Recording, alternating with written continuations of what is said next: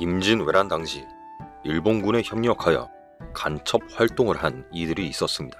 이들은 조선 정부에 불만이나 원한을 가졌거나 일본군에게 포로로 붙잡혀 강압에 의해 간첩 활동을 하게 된 것입니다.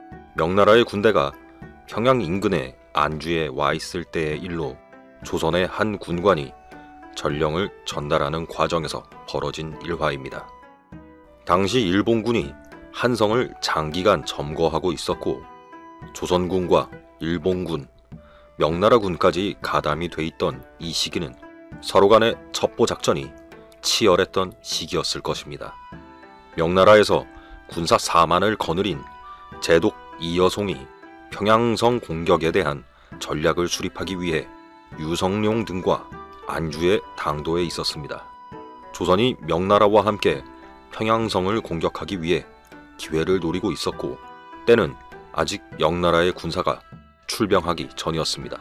평양성을 공격하기 위한 전략을 계획하고 있던 유성룡은 명나라 군사를 더 이상 기다릴 수 없었기에 단독으로 일본군을 공격할 계획을 하게 됩니다. 그러기 위해선 대동강변의 수문장과 공격할 날짜를 약속하여 전력을 합쳐서 평양성 공격을 해야 했기에 대동강변을 지키는 수문장에게 전령을 보냈습니다.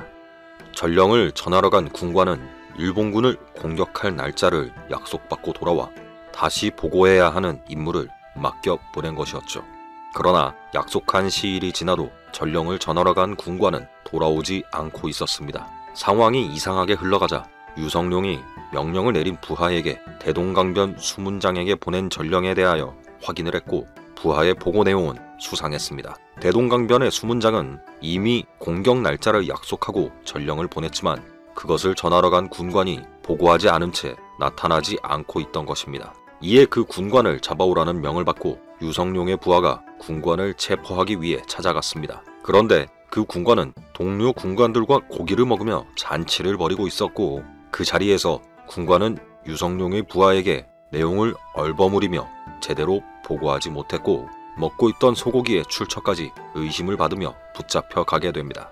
그 군관은 이 소고기는 자신이 기르던 소를 친척집에 맡겨두었다가 찾아온 것이라 말했고 전령을 전하지 않은 이유에 대해선 제대로 답을 하지 못했습니다. 이에 그 군관을 신문하게 되었고 결국 이 군관은 충격적인 이야기를 실토하기 시작합니다. 사실 본인은 일본군의 간첩 노릇을 하고 있다고 고백하며 최초 받은 전령조차 수문장에게 전한 것이 아니라 가는 도중 평양성에 들어가 일본군에게 전령을 보여준 것입니다. 그러면서 일본군 장수가 전령을 찢어 없앴고 그 상으로 소 한 마리를 받아 돌아온 것이며 자신 외에도 다른 간첩이 있는데 그자는 명주 5피를 상으로 받았다고 실토합니다. 게다가 그 이후로도 다른 비밀을 알아내서 다시 보고하라는 명령까지 받고 돌아왔고 일본군의 지시를 받고 있는 조선군의 간첩이 40명이 넘는다는 충격적인 이야기도 했습니다.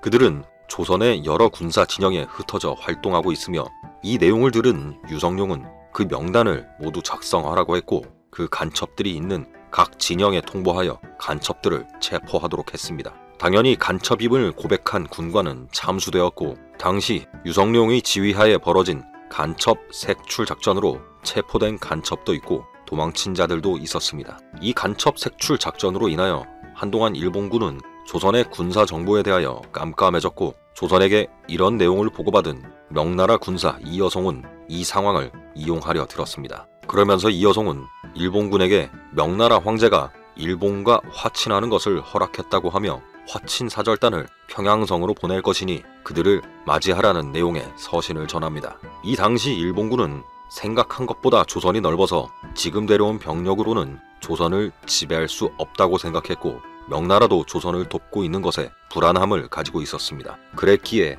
명나라가 일본에게 다툼 없이 지내려고 한다는 뜻을 보인 것에 화색을 보일 수밖에 없었던 것입니다.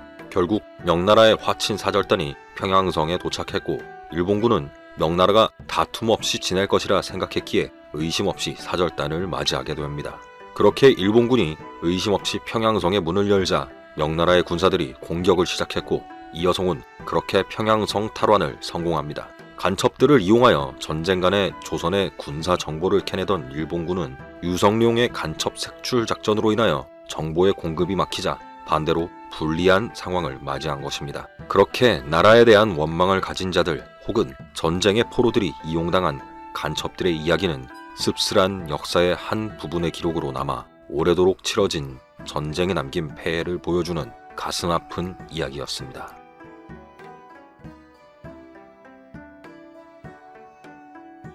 구독해 주실 거죠? 부탁드릴게요.